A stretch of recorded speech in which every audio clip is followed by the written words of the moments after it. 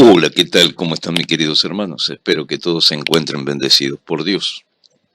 Bien, vamos a dar comienzo a esta tercera entrega acerca de la información de lo que creemos, y por qué lo creemos y en base a qué lo creemos. Aquí en la agrupación cristiana no religiosa, Pueblo del Señor, Pueblo de Dios. Un saludo especial para todos mis contactos, todos mis amigos en Facebook y para los ya 4 suscriptores que tiene esta página de YouTube. Estamos creciendo lento pero seguro. Bien, ¿qué creemos y qué sabemos? Que el único Dios verdadero, el Yo Soy, el Jehová del Antiguo Testamento, tomó en sí la forma de hombre y como el Hijo del Hombre, nació de la Virgen María. Pablo dice, indiscutiblemente grande es el misterio de la piedad. Dios fue manifestado en la carne, justificado en el Espíritu, visto de los ángeles y predicado a los gentiles, creído en el mundo y recibido arriba en gloria. Primero de Timoteo capítulo 3 versículo 16. La palabra nos sigue diciendo, a los suyos vinos y los suyos no le recibieron. Juan capítulo 1 versículo 11. El único Dios verdadero fue manifestado en carne, es decir, en su Hijo Jesucristo, siendo la palabra, el verbo, el que estaba en el principio con Dios y era Dios. Juan capítulo 1 versículo 1. Dios estaba en Cristo reconciliando consigo al mundo, no tomándoles en cuenta a los hombres sus pecados. Segunda de Corintios capítulo 5 versículo 19. Creemos y sabemos que en Él, es decir, en Jesucristo, habita corporalmente toda la plenitud de la deidad. Colosenses capítulo 2 versículo 9. Por cuanto agradó al Padre que en Él habitase toda plenitud.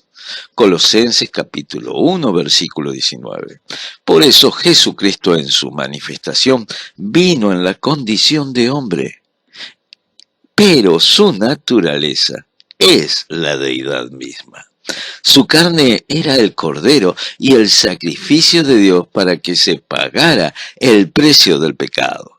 Es el único mediador entre Dios y el hombre, porque hay un solo Dios y un solo mediador entre Dios y los hombres, Jesucristo. Primera de Timoteo capítulo 2 versículo 5.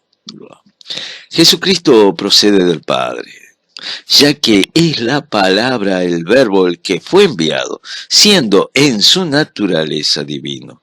Pero para manifestarse en la carne se despoja de su gloria, de su deidad.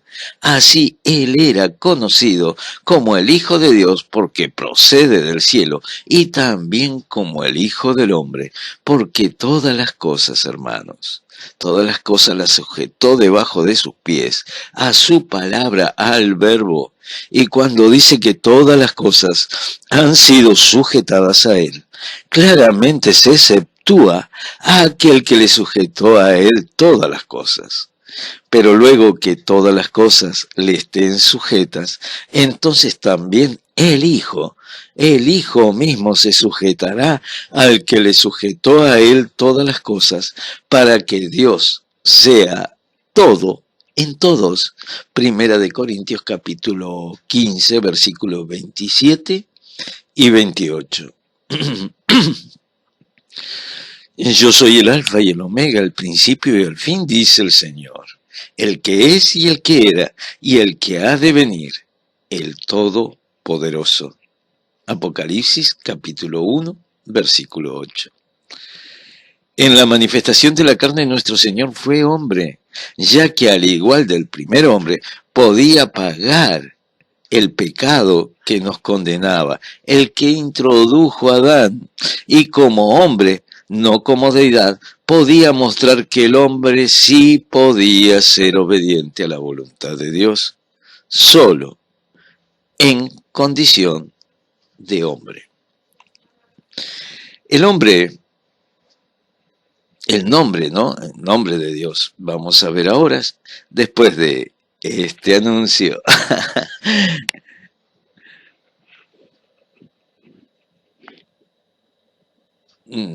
Bueno, ya empieza.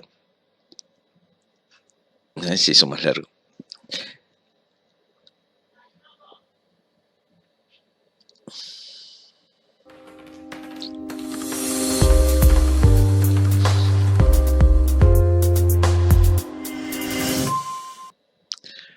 Dios es un título que los hombres han manifestado, no que los hombres han manifestado. No todos los hombres adoran al mismo Dios, y hay quienes adoran a Dios, es claro.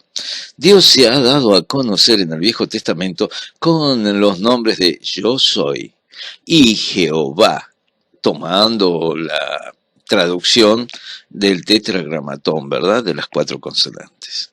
El nombre de Dios siempre fue tomado como algo muy sagrado, para que los hombres lo manchen con solo nombrarlo. Y por eso fue oculto por mucho tiempo bajo la creencia de observar la palabra que dice no tomar el nombre de tu Dios en vano, para que tome relevancia luego, cuando en la oración modelo Cristo nos enseña que se debe santificar su nombre.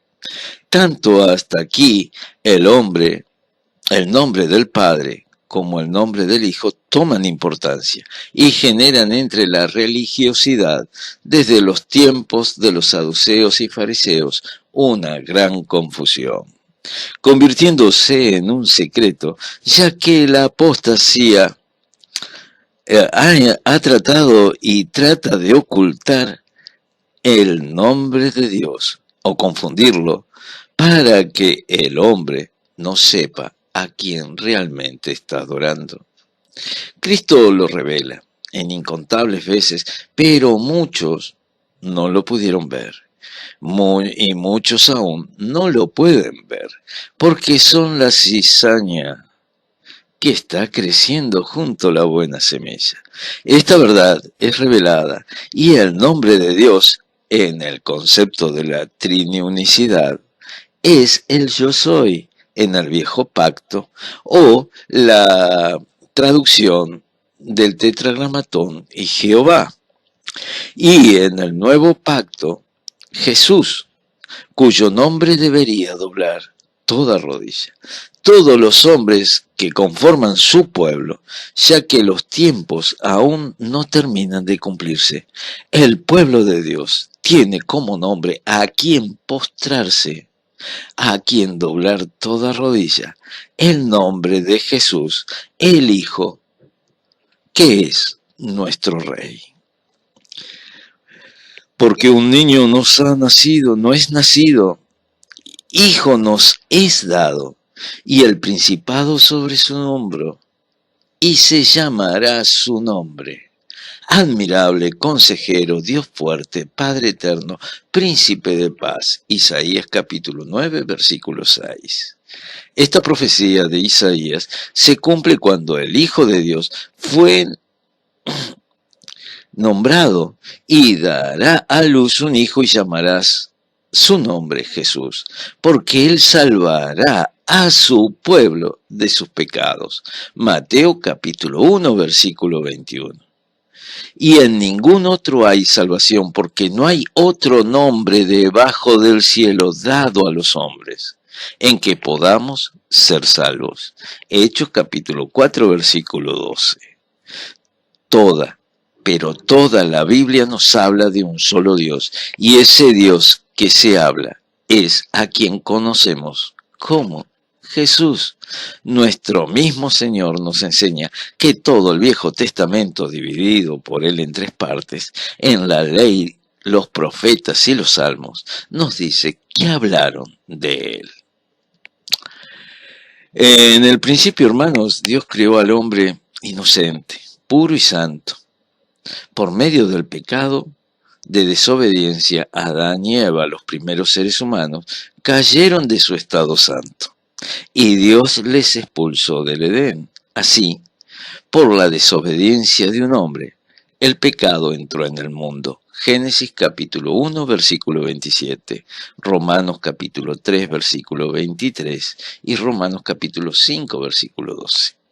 siendo el pecado original el que da origen a todos los otros pecados del hombre, que por sí mismo no podían redimir, por el cual Dios envía a su Hijo el Verbo, la palabra de Dios en la manifestación de la carne, para que por medio de él sea pagado el precio del pecado que nos conducía a todos los hombres a la muerte, siendo esto la gracia, ya que es un regalo inmerecido que Dios nos da. Sabemos que el arrepentimiento y conversión en el perdón de pecados se obtiene por el arrepentimiento genuino, luego de recibir la gracia, un hecho de, un hecho de confesar y abandonar los pecados, somos justificados por la fe en el Señor Jesucristo. Romanos capítulo 5, versículo 1. Juan el Bautista predicó el arrepentimiento. Jesús lo declaró y los apóstoles insistieron en ello, tanto a los judíos como a los gentiles. Hechos capítulo 2, versículo 38, capítulo 11, versículo 18 y capítulo 17, versículo 30. Bien, hasta aquí mis hermanos, y espero que esto vaya a ustedes dando un poquito más de luz acerca de nuestras creencias. Se despide de todos ustedes su hermano en Cristo Jesús, Humberto Luis Cortés, predicador de la palabra, ministro bajo el nuevo pacto. Dios los bendiga, pongan un me gusta, compartan y suscríbanse a este canal donde seguiremos dando más información acerca de lo que creemos y por qué lo creemos. Un abrazo para todos, chao chao, bendiciones.